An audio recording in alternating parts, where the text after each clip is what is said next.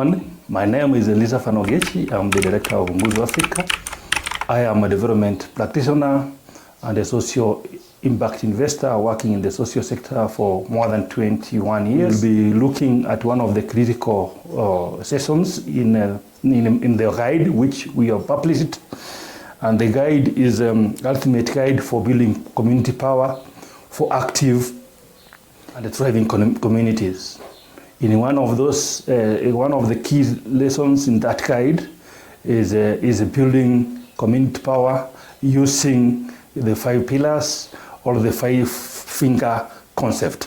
So welcome, and I hope you will enjoy in this particular session. Today we are going to look at the community power, and we will be using the 5-finger concept. And if you look at this particular artwork here, it gives you 5 critical pillars of building community power. So we will be looking at each of the pillars and see how can we build those pillars to create active citizens for thriving communities. One of the critical pillars for building community power starts with you. And it is this particular small finger here, which is here. What do you mean by saying that it starts with you? It means you as a resident of that community, you have the power within yourself, you have the mindset which you have in yourself to change your community. You have to set yourself up that you need to do something for your community to improve, for your community to thrive. You should not be a citizen who is quiet, but a citizen who recognizes that there is something you need to contribute to that particular community. So the most critical thing for building community power starts with you.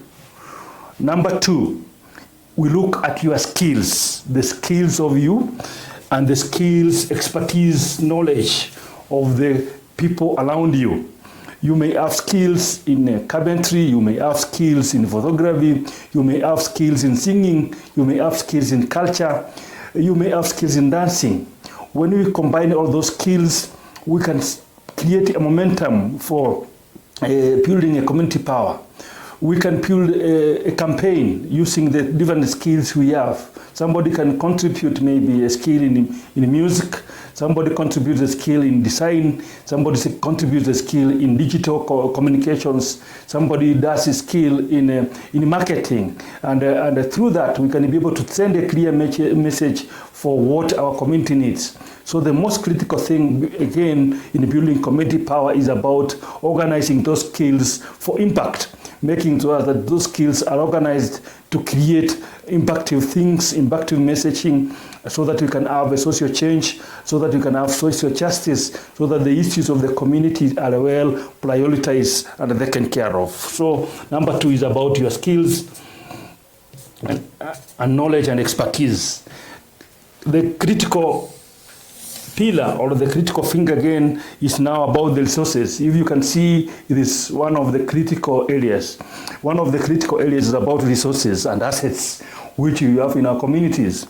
In our communities we have land, in our community we have buildings, in our community we have savings which we are putting in our banks, in our community we have agricultural produce, in our community we have minerals, we have oil, we have water. Those skills, if they are well harnessed and used for the betterment of that community, they can help us to change the community. But if those resources are not well utilized, we create extractive industries, we create industries which destroy our ecosystem, and we create industries or we create a kind of production which, instead of helping us to prosper as a community, it gives us negative outcomes. So for us to grow community power, we must guard our resources, we must be able to build and make sure that our resources are used sustainably for our current use and for the future of generations to benefit from the resources we have.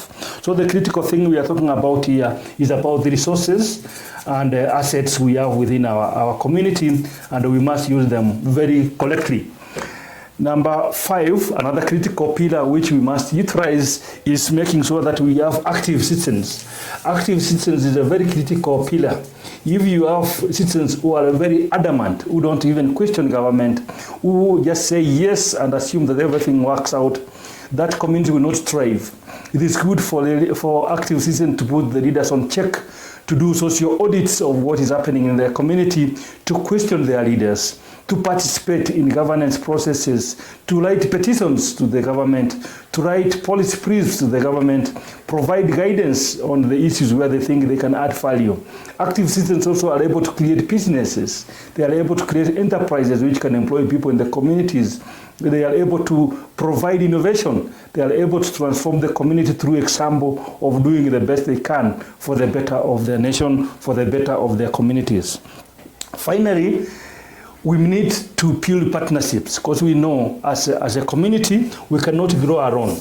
We cannot just grow alone. We need to build internal partnerships within ourselves, within the business that we have, within the farmers, within the teachers, within the professional bodies, within the associations which we have, sectoral associations, within the religious community, within the business community. We need to come together and build strong multi-scale partnerships so that we can be able to define what we need to solve or what we need to do as a community. Because we know one person cannot do it alone, and it means a lot for us to come together. It means a lot for us to build solidarity for the best interest for our people, for the best interest of our planet, and for the best very interest of our community, a thriving communities which you desire. So welcome me next time for the next session. I welcome you again, that this is one of the first guides of building community power, the ultimate guide, which is being brought to you by Elisa Fanogechi, together with my colleagues who will be introducing to you in the next session. Thank you.